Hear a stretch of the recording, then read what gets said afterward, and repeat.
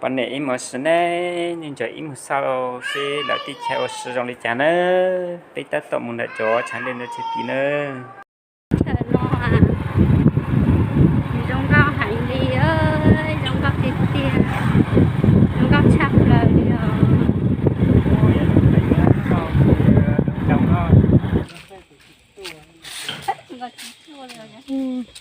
bây giờ nó phải được sao lại luôn để lúc khu du lịch đó rồi đấy anh nói du lịch bản Gia Khâu 1 nữa nè. ra kho nào vậy Gia Khâu nữa. ra kho một rồi Cho nó sắp của cũ này. sắp của giáo bây giờ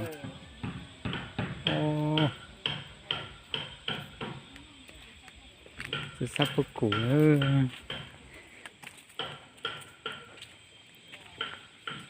để trồng ấy cho hoa hướng dương được cái ha ô tí này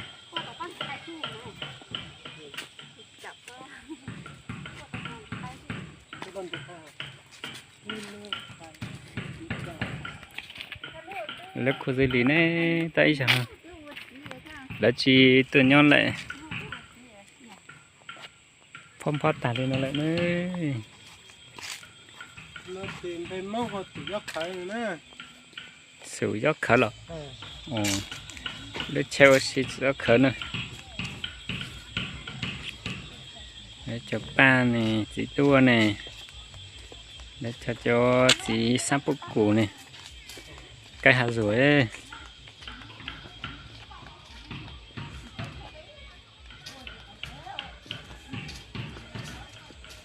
Thế mà sao thì nó xí mà nó chỉ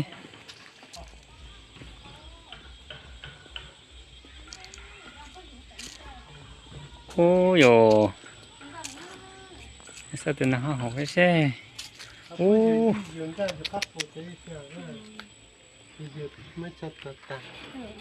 ok ô ủa thì sao nó sỏi sao có thể phủ sâu ôi sao đó kinh tế ồ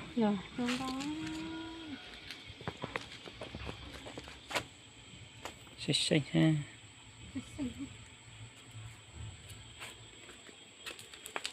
chế chụp lót lấy con nó hả cái xe thì cho con dùng chi không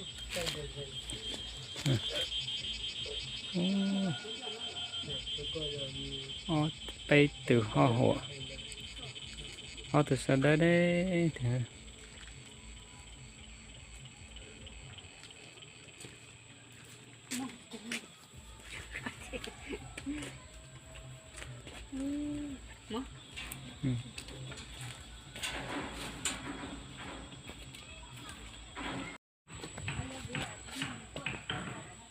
nó chụp đi sa xê và chụp nó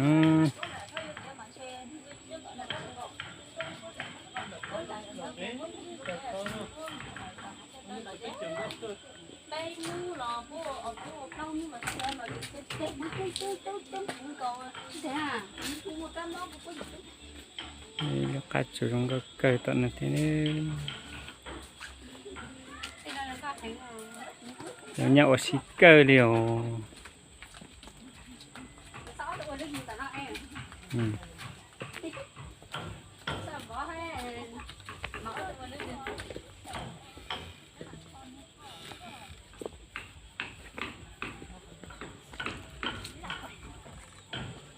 biết tôi coi lấy thì quá chi đâu à lấy tôi chữa rồi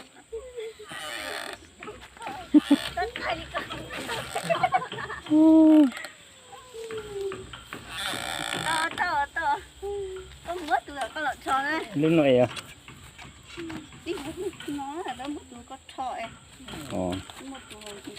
bây giờ thế rồi lấy thọ tận trong cái sao có số lúc sáng ta xin lúc sáng cái thọ thì lấy ở vang cái cái số mấy chầu con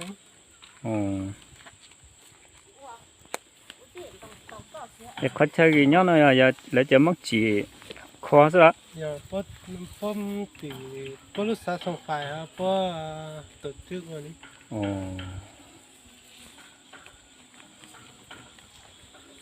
Giờ chế nè ta xí. thế nó có bột tà đấy sao mình Tính tế chim một cái mồi mong chút tôi nhớ là chỉ tôi bùa tài rồi. thế nó có tà Ê, một cái mồi. Được coi là chỉ tôi nhớ tôi xí để một coi bùa tài nè. Chỉ thế. Sẽ cho ý hạt ba trong cân để có thế này. cho bên nó tôi nó tôi Này hạt ba trong cân theo là cho ba. Wow, cúp. Cậu.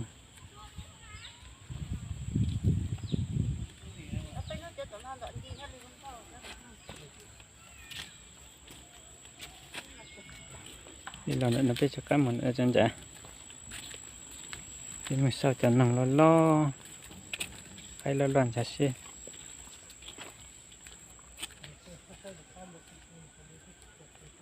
Nhưng mà sao cho cái lo loạn nó nữa. Lọc cưng cổ lưu.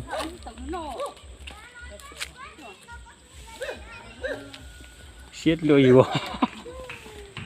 Cái lọc cưng. Từ Đó không thì cá chết tao cũng hồ. nó giờ coi nó em bao nhiêu đồng máy heo Chưa. lọc cưng rồi đi. Từ đó giao cho sự.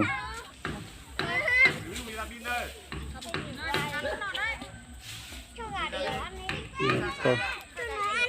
Nó cái từ. Chào các anh chị. Đó nhé. Teo. Con này cao nhất đấy, con yêu. Chán đấy. Để to lên. Biên đứng đùi ra. Con này có răng không mà cắn? Nó mổ, Ồ, nó làm, nó dẫm. có đi. Bây giờ.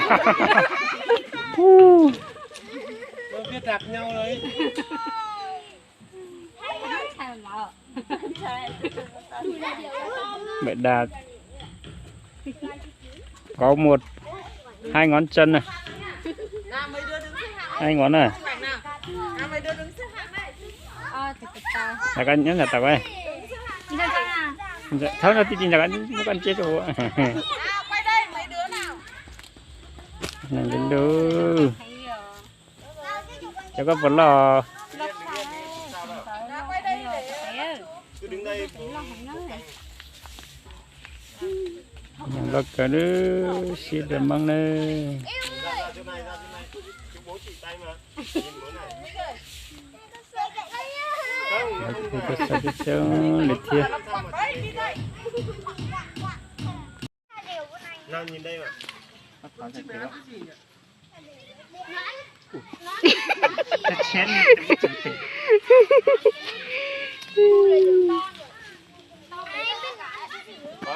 Chúng ta thấy nó.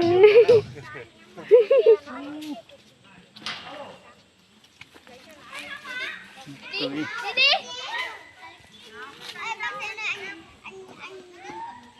còn đâu con nó kêu còn ra tập tới Làm mắng đấy.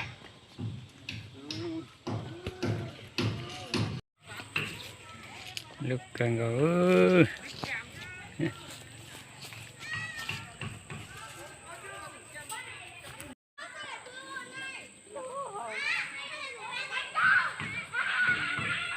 Một sắc này nó này lột cực cơ.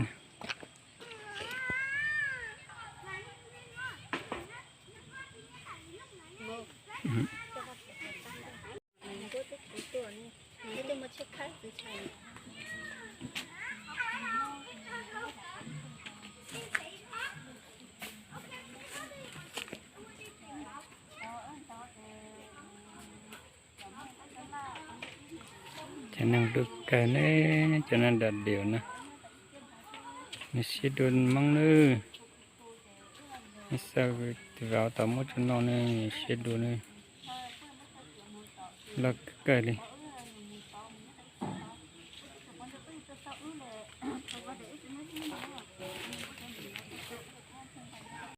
để phim măng hư sẽ thành cái lúc sau để phim măng chỉ luôn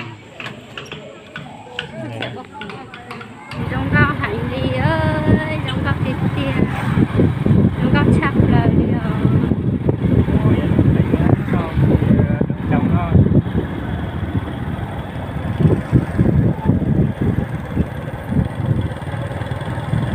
Trong cao hành cái màu lớn cái sau có đôi giày bị tạt thì cao chắp lời đi rồi. cái chắc cam một tí chế đâu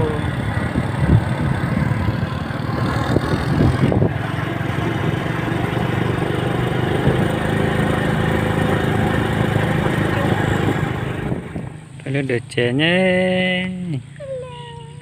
lên được chế trong cái liều này sao Chơi xong đó. chế đấy lên được chế đấy bất tiểu phần này chỉ nhân đấy này Thế xong rồi cho chèn nó xong cọc ít tôi sau đó. lên chế nhá bị là tỉnh Lai Châu đấy Chứ cắt cha. thì cho bây giờ sau này nó sẽ ít một tí chế nè một tí là chế thế mà lại nó cho bây giờ kịp trở lại